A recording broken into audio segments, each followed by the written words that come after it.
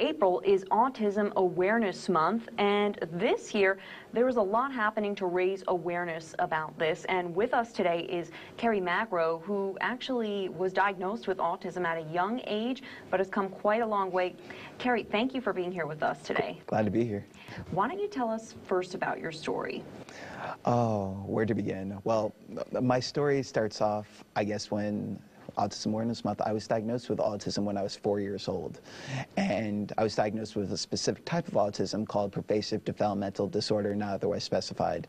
And growing up, I dealt with a lot of different obstacles and challenges that would really take a big part of me and really try to get myself to the next level. Once I wanted to go to school and wanted to go to high school and then graduate and do all that, but it's been a long time coming. One of the big things about autism back then was autism was very unknown.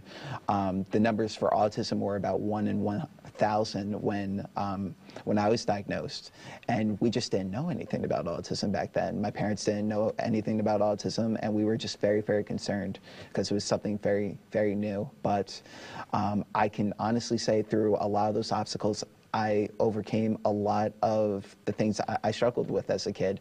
And now today I can say that I've graduated college, I have a full-time job at Autism Speaks, and I'm going out there to try to make my dreams come true in any way I can. Yeah, I mean, when you were born, I think I remember you saying that they weren't sure you'd be able to speak even. Is that correct? Yeah, it's interesting because I was nonverbal until I was 2.5. So obviously my parents always saw signs. They didn't know necessarily if it was autism, but they were very, very concerned because of that. And I did gain speech, obviously, growing up, but compared to my peers, it was always an uphill battle because I was learning to speak at such a later age than everyone else. So there was obvious struggles along the way. Mm-hmm. So now you've just graduated from Seton Hall. You got a degree in public speaking. Yes, right? Strategic communications. Right, yeah. And obviously you've come a long way. So you've traveled the country trying to raise awareness about autism and I guess get rid of the stigmas that are out there, right? Yeah, in many aspects, autism is still seen in such a negative light in many instances. And one big thing I tell people about when they're first learning about autism is that autism is such a huge spectrum, and every person who has autism is a little bit different than the next person you're going to meet.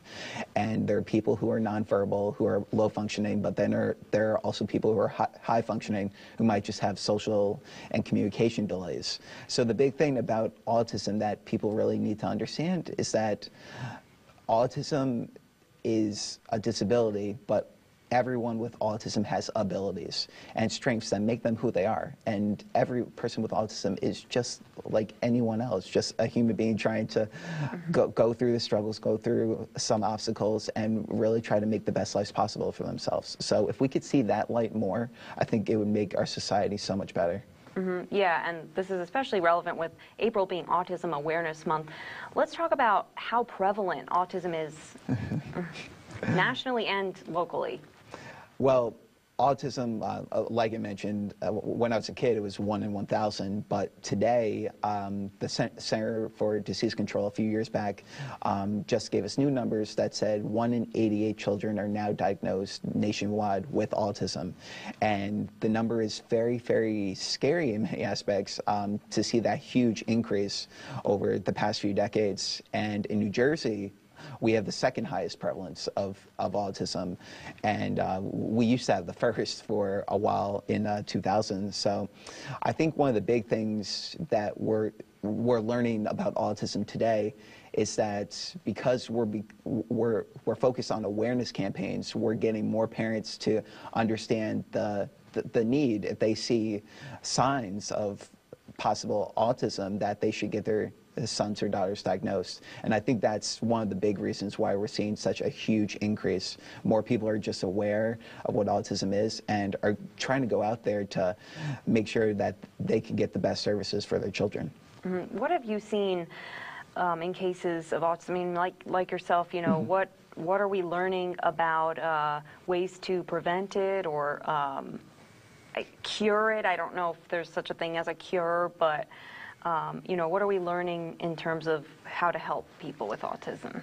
Ooh, the cure is such a hot debate, especially right now, because there's two different communities within the autism community. There's the one community who's really focused on we need a cure for autism and we need to get the research to make sure that we could one day cure autism completely. And then there's another side of mainly individuals with autism who are like, I don't need a cure. Autism has become a part of me in many aspects. And then there's a neutral side. But I think the big thing with those kinds of discussions is that I think in the end, all of us can agree that we just want progress for our loved ones, regardless if there's a cure, regardless if we focus on therapies. We just want every single day to see our loved ones advance in any way we can. And I think a big thing with Autism Awareness Month is that we highlight individuals with autism, their stories, and highlight the fact that they're going out every single day and just trying to make their dreams come true like I am, and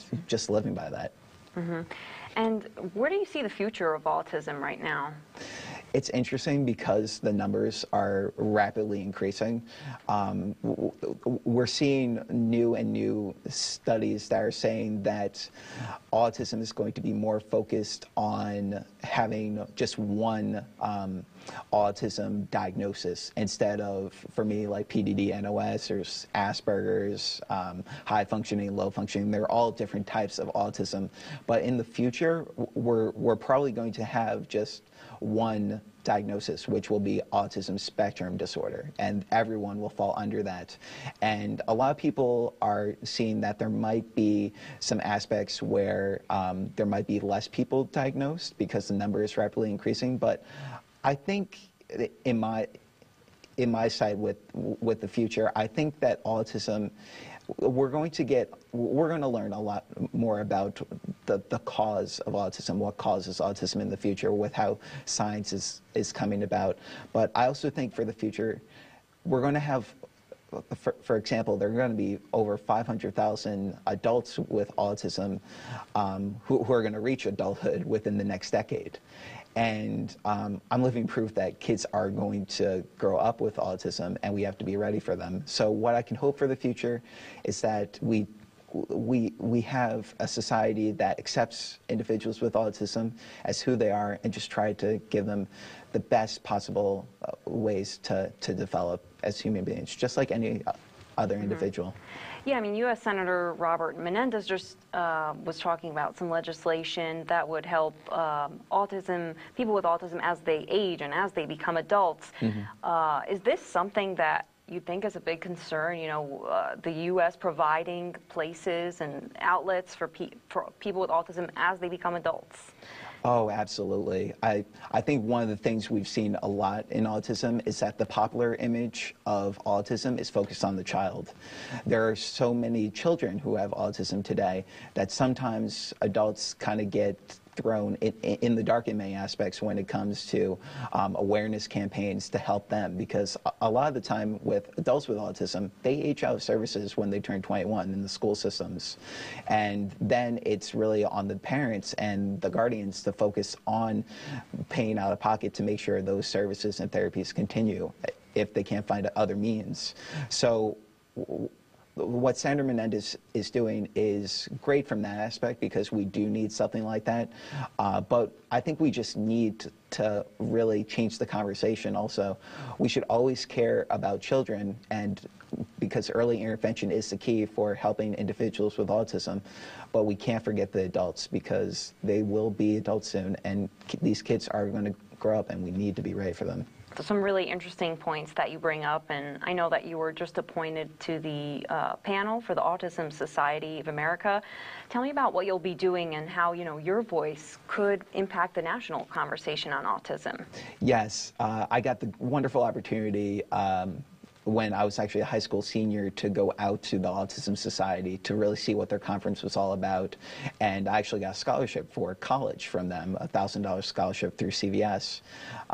And from that opportunity, I just really, that was the moment I really became an autism advocate. I saw so many different, I heard so many different stories from so many individuals with kids on the spectrum, and I heard their stories, and I just realized that my voice could impact so many of these lives, and I could try to help and nurture so many of these individuals and try to help them live the best lives possible. So that's when I became an advocate, and I've stayed with them for years, going to their conferences every year. They have an annual conference, and from that, I decided to try to see if I could be on their panel, and they accepted me unanimously, and now I'm going to be one of their youngest. And the panel is focused on giving the perspective of someone with autism to really help when it comes to making autism decisions. So our voices are always heard, and we're just trying to make a difference and focus on everyone. So. Great. All right. Well, thank you so much for, sharing your story, sharing all this great information about autism. And it is Autism Awareness Month, so where can people find out more information? Well, there are a lot of great sites. The #1 site, I think, is autismspeaks.org. They've been basically the national organization for autism for so long now. And along with autismspeaks.org, there's also the Autism Society. It's a great website. And yeah, I think those are the two main ones. Yeah. All right. Kerry Magro, thanks for being here with us today. Thank you.